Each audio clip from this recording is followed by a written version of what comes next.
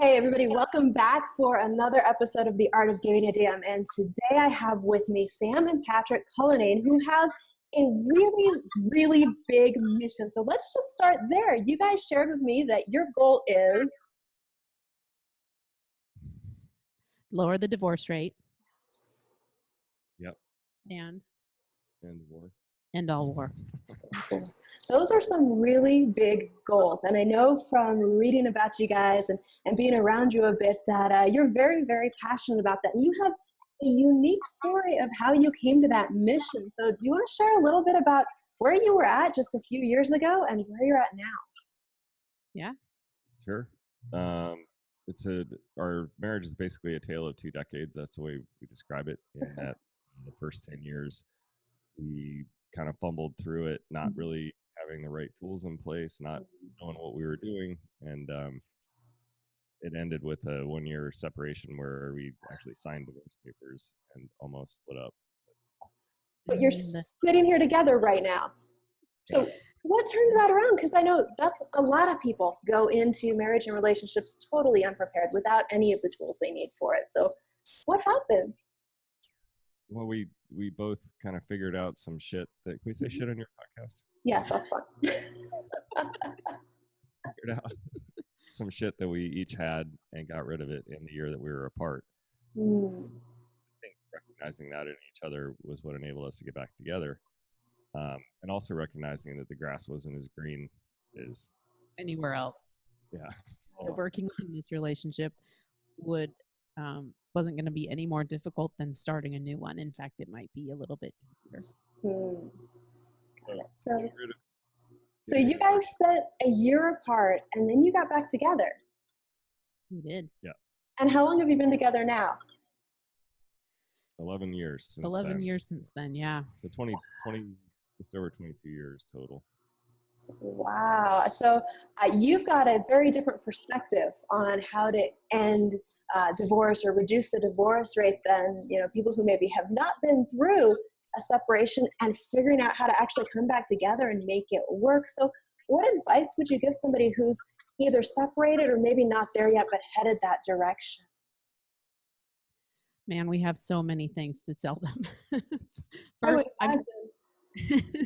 I would say the first thing is not to give up.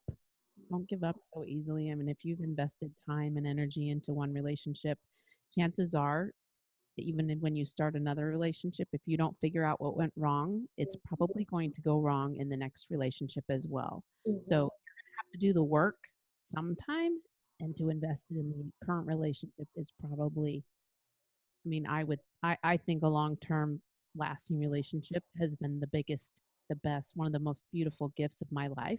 And I would encourage anybody to try to stay in those relationships. So that's the first thing. Don't give up. Yeah. A lot of people are really quick to give up. And you're right. So much of it is we got to work on ourselves or we'll repeat the same problems and patterns. Exactly. Well, and I also think that Hollywood doesn't do us any favors by making the happily ever after, because that is, there is happily ever after, but it's a ton of work. It's funny. We were talking on another podcast, and the guy asked us, how do we stop fighting? And we basically said we don't. We will always disagree about things. Okay. So okay, that makes sense, and you're right. Hollywood gives us this just distorted view of what a relationship really is like. I know my daughter just turned 13, and some of the conversations I have with her, it's mind-blowing what she thinks relationships will be like because of the princess and the prince and happily ever after. But you brought up an interesting point. You don't try to avoid fights.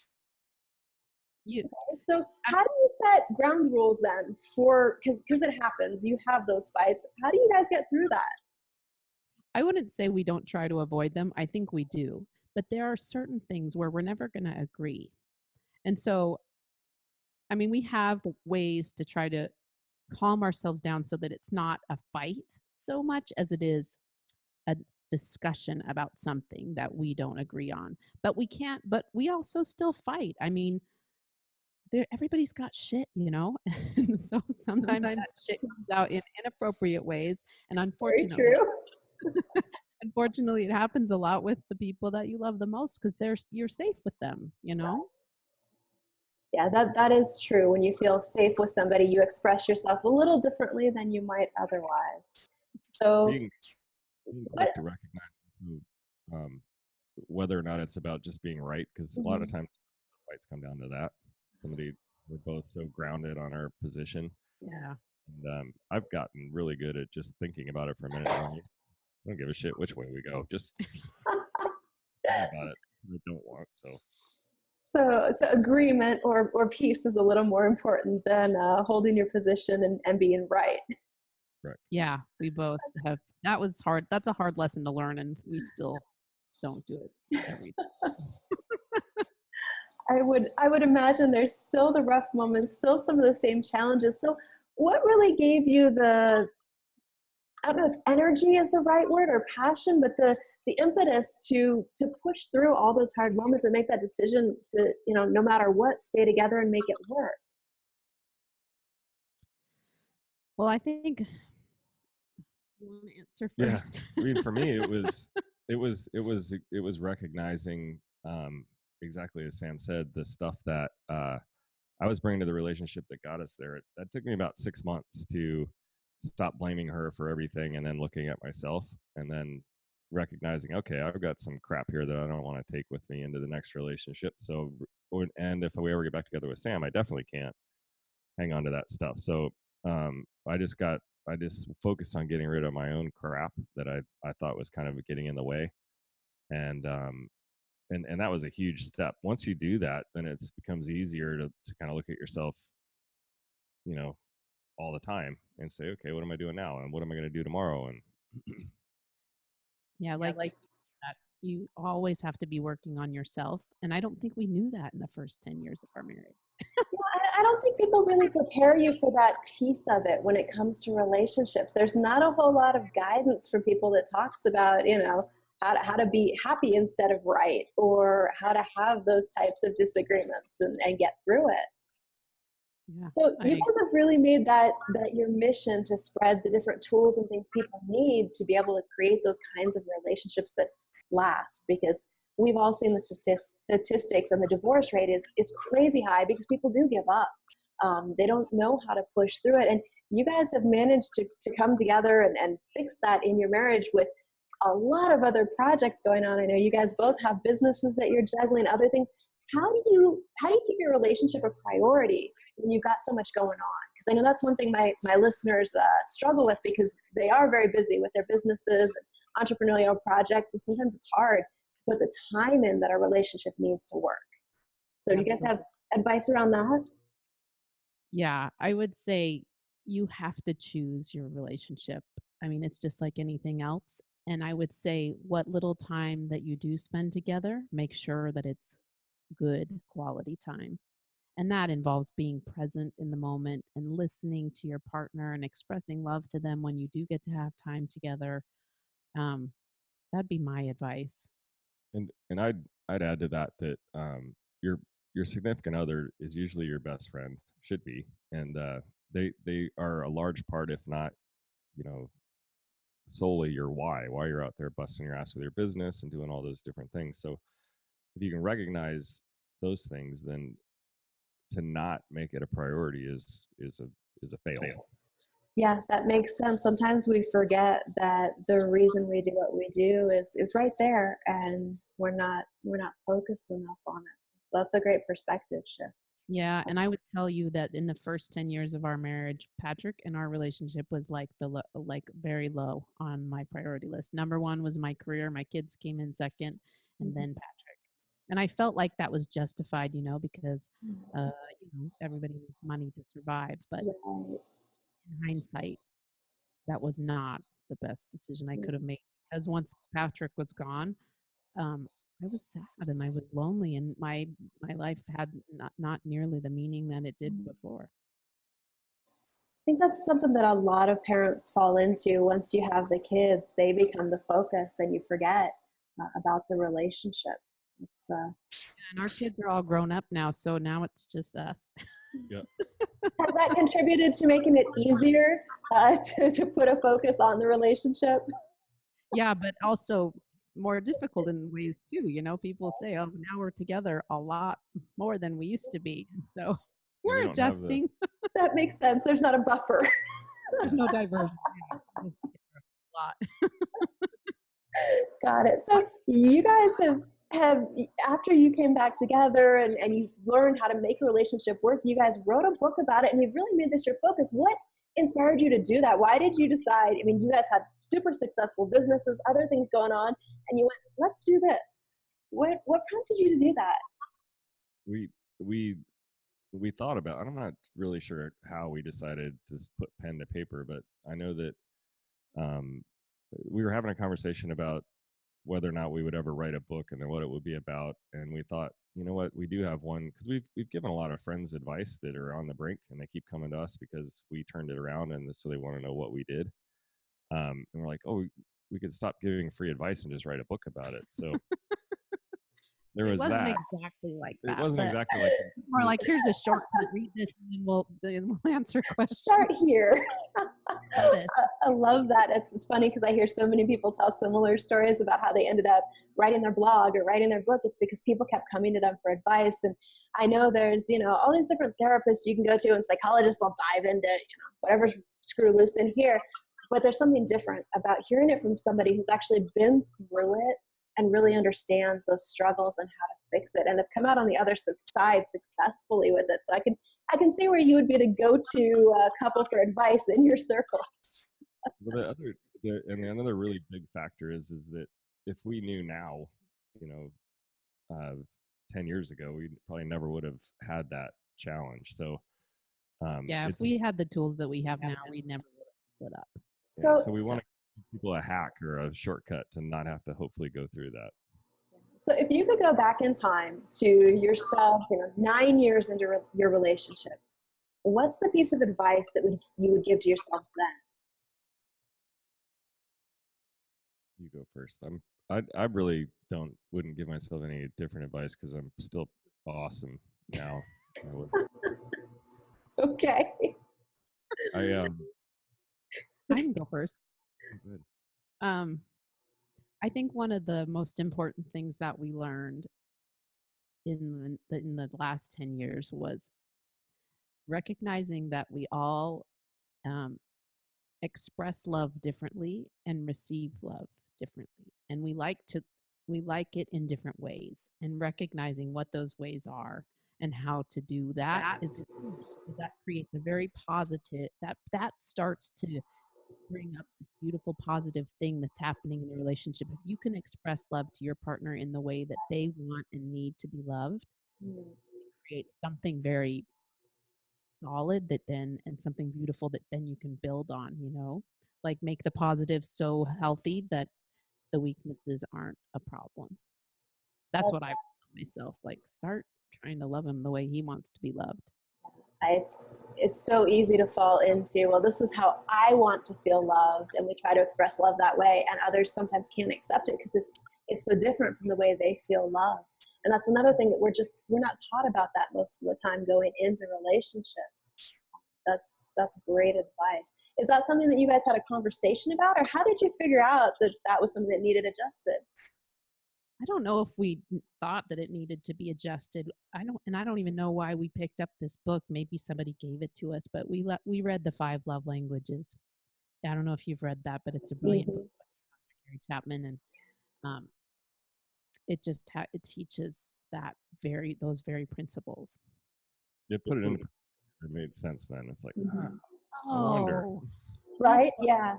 That's why I'm always cleaning, and that's why he doesn't care. Yeah. It's funny because I know he's sex, and I'm like, well, he's got variations on that book, right? There's the 5 love languages for children. I remember at one point reading through that and going, this is why my teenage son doesn't feel the way I want him to, because our love languages were totally different. So, for example, him giving me a gift, I wasn't realizing was his way of expressing that. And that was his way of feeling love. So it wasn't physical touch. The hugs didn't matter as much to communicate love to him. And that's again, one of those things that it's hard if you have to learn it by trial and error. And some people never figure that out. Yeah, I'm not sure I would have ever figured it out had I not read the book.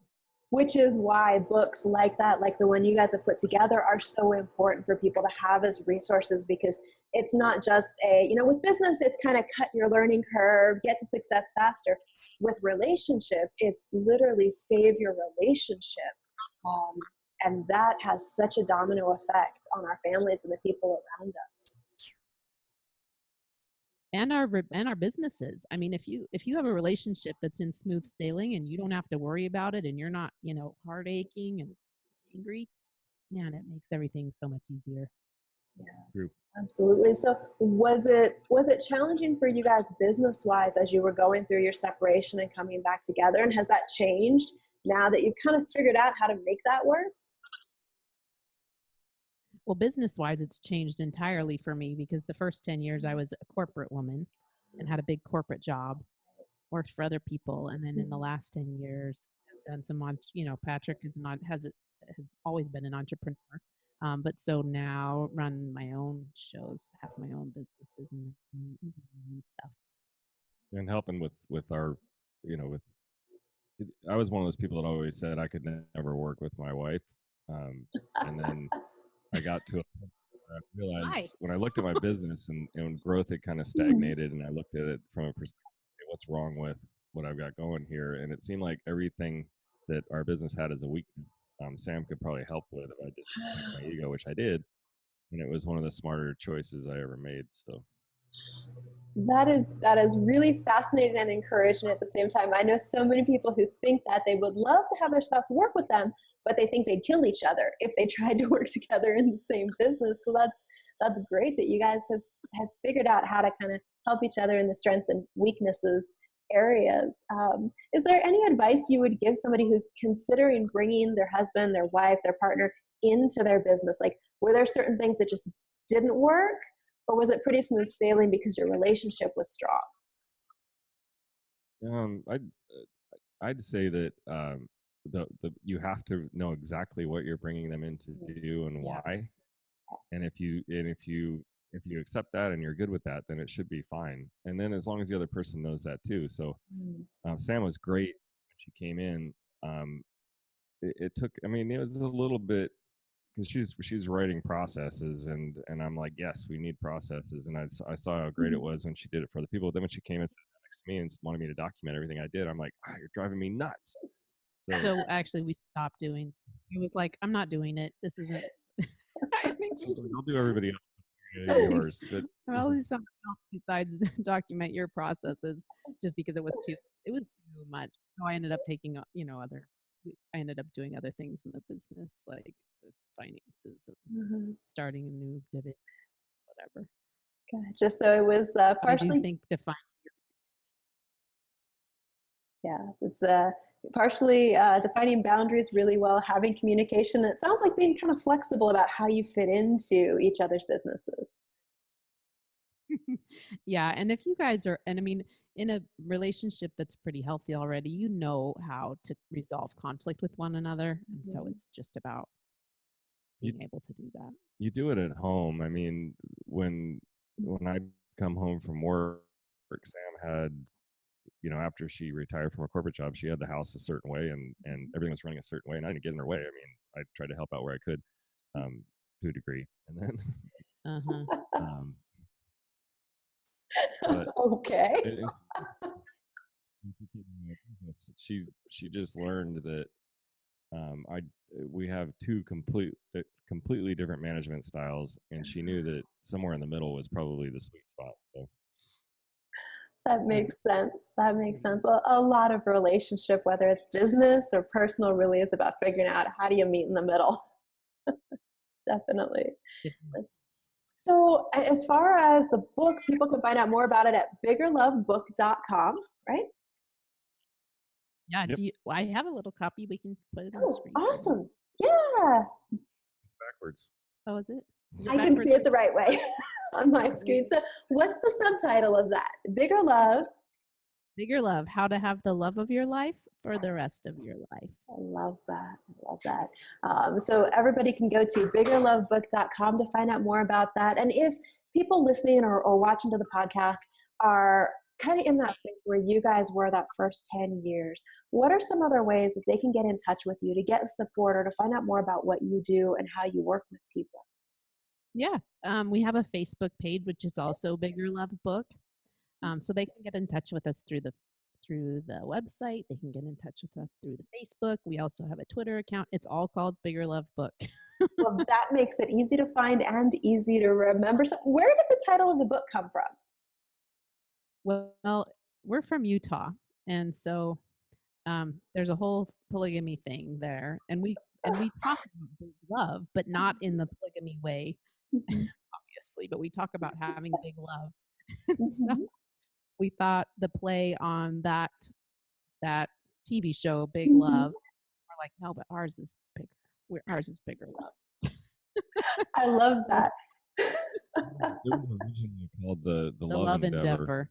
Yeah, But then we had people say, what does endeavor mean? And I don't, it's a complicated word. And so, but it is the theme of a working relationship in that you have to endeavor. you have to work at it. Yep. Yeah. It does effort. Unfortunately, there's no pill, there's no like one simple trick to make your relationships great. It's working on yourself and then working on the relationship together. Yep. There's no easy button for this. Damn it, there's no easy button. I have an easy button, but she doesn't. Okay.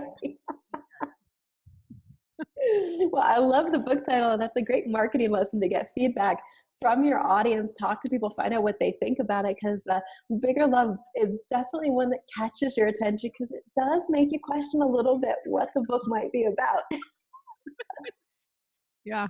Wait till our podcast comes out. Oh, I'm looking forward to that. So, is there somewhere we can get on a waiting list to hear about the podcast? It will be posting some stuff about it on our website, but it will be interviewing couples, happy couples, and talking about what's good about relationships, because I think there's plenty of people out there talking about what's wrong and problems. I don't think that many people talk about what's great and what's worked in relationships and how to grow that part. So it'll be about that, but the name of it is Doggy Style. Okay. And the idea is that you have, in a lot of couples, actually, and on a lot of the couples that we want to interview, there's usually one person that's sort of a more visible person, someone more in the spotlight who's comfortable, being out there. Maybe they're the entrepreneur. And then you usually have a partner who's kind of, less in the spotlight. They're working on other things. And so it's kind of the woman behind the man, or the man behind the woman, or the man behind the man, or the woman behind the woman. So it's funny because it's graphically you're seeing something else. It's really about supporting each other. Yeah. I love that play on the phrase, because you're right. That definitely grabs your attention and makes you wonder a little bit. That sounds like that will be a great podcast. And I agree. Too many people are focusing on what's wrong and the problems instead of focusing on what's right and what's working, and what we focus on expands. So that's I agree with you more. We may end up with a few extra downloads on that podcast. I'd be disappointed. I'd be disappointed. Although we talk about sex, but not. Right.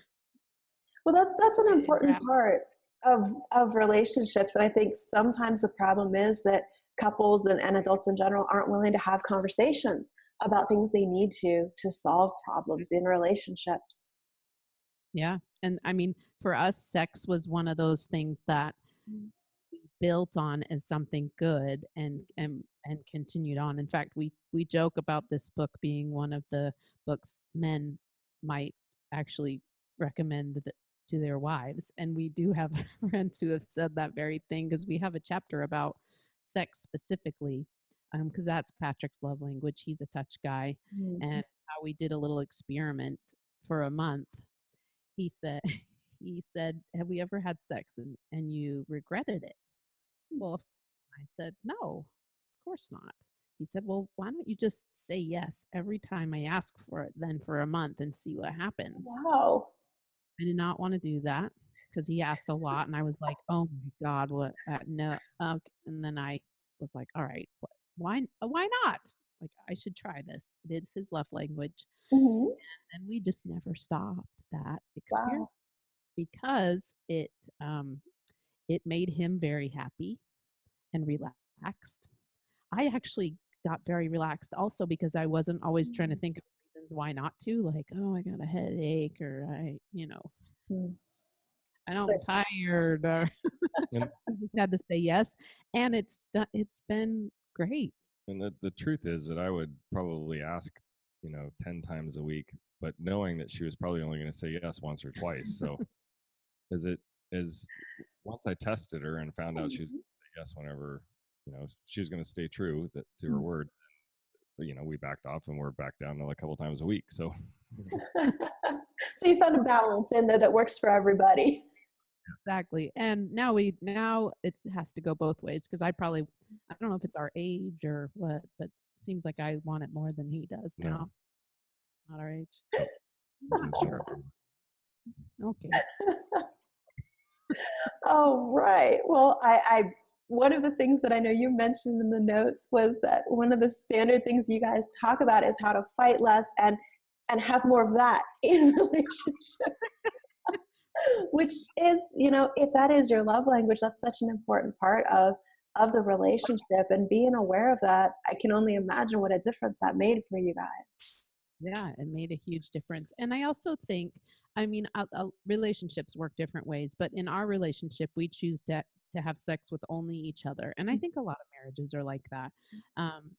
And that makes it something very special that we share with no one else but each other, Or ourselves. or ourselves. I didn't think of that.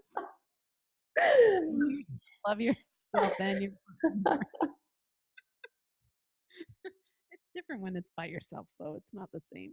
It's true. I guess that's one of those things that once you discover where your boundaries are in your relationship and you've got that agreement, it's what works for the particular people involved. Yep. So you have advice in the book about this particular topic. Yeah. So there's a reason, guys, to go check out the book. You can find out more of what they've discovered works in all areas of a relationship. That URL again is biggerlovebook.com.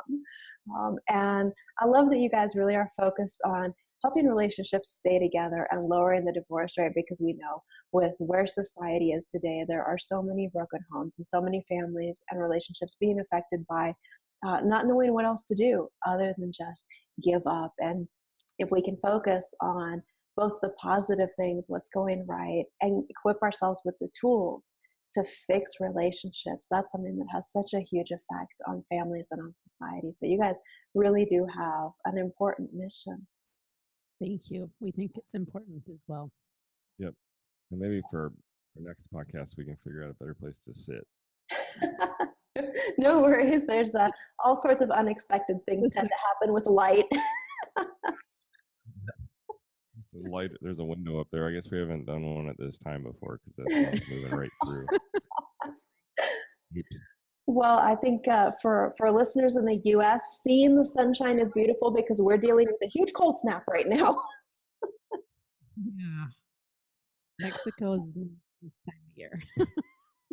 It looks nice and sunny and bright, and to tie that back in a little bit awkwardly, that's how we want relationships to be and to feel as well, as light and happy and warm. And that is something that you guys have proven. No matter how far gone a relationship feels, it's actually possible to make that decision to make it work. And Absolutely. that's an amazing inspiration, I'm sure, to people out there that are going through some of those challenges. So again, guys, if you're listening or watching this on video and the fun sunshine today, you can find out more about the book at biggerlovebook.com. Connect with Sam and Patrick, and you can follow their journeys, their adventures. You're definitely going to want to follow that podcast and find out more about how you can improve your relationship, whether you're doing okay right now or whether you're maybe on the brink of, is this working? Is this worth it or not? Give it a shot. Pick up a copy of that book and see if maybe there's something more than you realized. And maybe there's a way to make your relationship into everything that you want, like Sam and Patrick have managed to do. So thanks so much for coming on the podcast and sharing with us what you guys really care about, your mission, and how you turn that into your focus and your business. Thanks, Michelle, for having us. Thank you. was great talking with you guys. Make sure you subscribe to the podcast. There's a subscription link somewhere near the video or the audio that you're listening to now, and join us for the next episode.